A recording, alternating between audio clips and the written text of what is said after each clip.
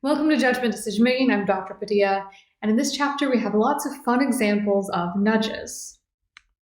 The first one that they point out is the Give More Tomorrow program, which is very similar to the Save More Tomorrow program.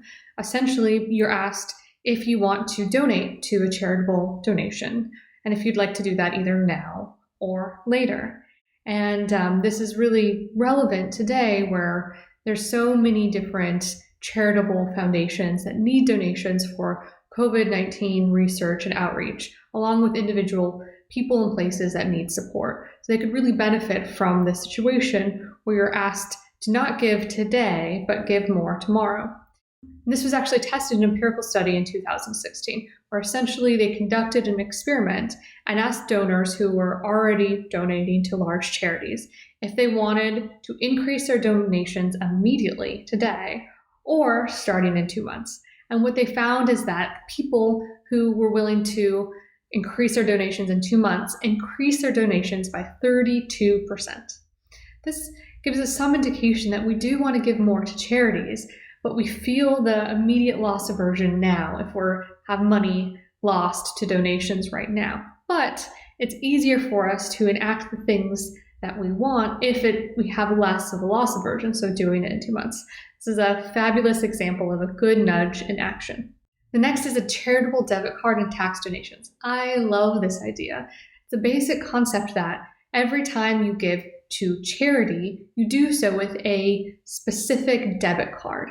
And then your bank calculates all of the charitable donations you've made that year, and you can use that to file taxes. The current way you do it is you have to keep track of all of the charitable donations that you give and add those up at the end of the year, which is really hard. For me in particular, every time I go to Goodwill and I make a donation, I never get one of these receipts or whatever the $10 that my donation is worth, because I have no desire to add up, all of those small receipts.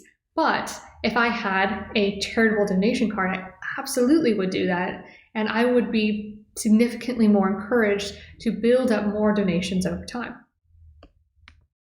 The next is automatic tax return.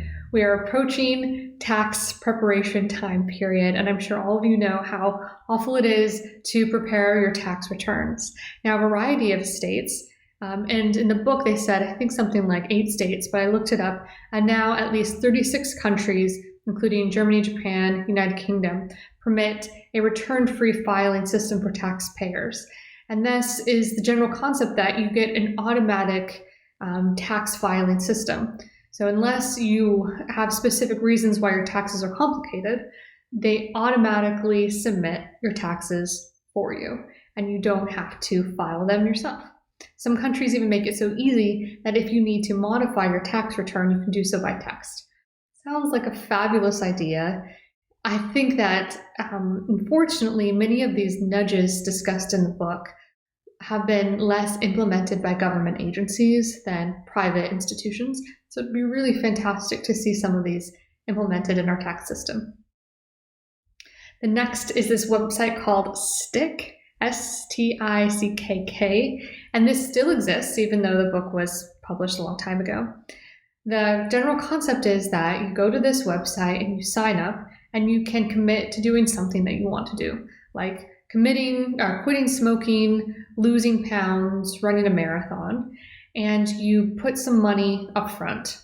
And if you make your commitment, you get your money back. If you don't make your commitment, that's donated to a charitable foundation, which is really fantastic. It was spawned by the barter that a graduate student made to submit their dissertation that we learned about earlier in the book. And this website is still available, and you can sign up today and get some both positive and negative incentivization to stick to your goals. This was an interesting one proposed by the book, Gambling Self-Bans. Maybe some of you are more aware of this than me. I had to look this up to see if people were actually doing it. And this is something you can do in the state of California. So you can register yourself on a list of people that are banned from going into casinos or different gambling institutions. So it's a self-sign-up to prohibit you from entering into a place where you could gamble. And that's really fantastic. I didn't know that this was a program, and you can do this today in California. The next one is a Destiny health plan. And I've seen this actually in my own healthcare providers, where they give you incentives to do preparatory healthy actions like staying fit, joining a gym, doing fun runs, those sorts of things. And some programs even give you points that you can use for other things like airline miles or restaurant tokens, those types of things, which is really great. And I think California is one of the states that is the most progressive in terms of helping people engage in healthier activities. It's a more controversial one. It is the $1 a day program, where they gave teenage girls $1 every day that they did not become pregnant. And these were only for girls that were in high risk of teenage pregnancies or had already had an abortion or child before. And the general claim is that the price of giving girls $365 throughout a year is much lower than the cost of caring for teenage pregnancies. So there's some indication that this was successful. Not a lot of people have adopted it because, of course, it's quite controversial. But you can imagine that if every day you're given $1, it will remind you to take safe actions to ensure that you are taking whatever action you want to take. So in that way, it's good, this constant reminder to help you engage in activities that you want to engage in. This one is fairly simple that most products are implementing today. This is filters for air conditioners. Air conditioners historically had no indication of when you had to change the filter. The filters would get used for years and years and years and create massive issues for the air filtration system. And if you just had a light that told you when it needed to be clean, then you could clean it regularly. We also see these with water filters and many products that have filtering systems. So people and companies are implementing this today, which is fantastic. The no-bite nail polish, I think, is interesting. I'd love to know if any of you guys would be interested in using such a product to prevent you from biting your nails.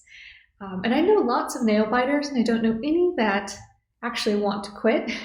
But if they did, this would be a great product. Essentially, the nail polish just tastes gross. So you're less likely to bite your nails if it tastes gross. And this is the last one. This is a civility check. It was proposed in the book as a concept that would be fantastic, where you would have a program that could read your emails and tell you if you're writing a mean or snarky email or not. We have this today. Grammarly, which is my favorite online editor, uses it. And when I'm typing out an email, it will actually give me a little icon to indicate the tone of the email. It'll say it's formal or friendly or optimistic, and I love that. It's a good tone check to ensure that I'm writing an email with the tone that I would like. They go further in the book to propose that if you're writing an email with a bad tone, you might have to wait 24 hours to send that email, or you might have to type in a complex math problem, which would activate type 2 processing. And when you activate type 2 processing, you're slowing down that automatic fast anger response. And so in those cases, it might actually help you decide not to write such an email because you're utilizing that more reflective decision-making process. Summary here, there's lots of creative ways to implement nudges as we've seen throughout this class. There were some more in these slides for you today. Many of the companies have already implemented the nudges suggested in this book, which is great. I love seeing nudges happen, particularly when they help us do what we want to do, not nudging us into activities that we wouldn't want to do. And the last point here is that government agencies seem to be the slowest at adopting this good choice architecture. That's one area that there's still lots of room for improvement in terms of helping us make good choices, helping reduce the cost of a system, helping us pay for things that we want and that would generally benefit society at large.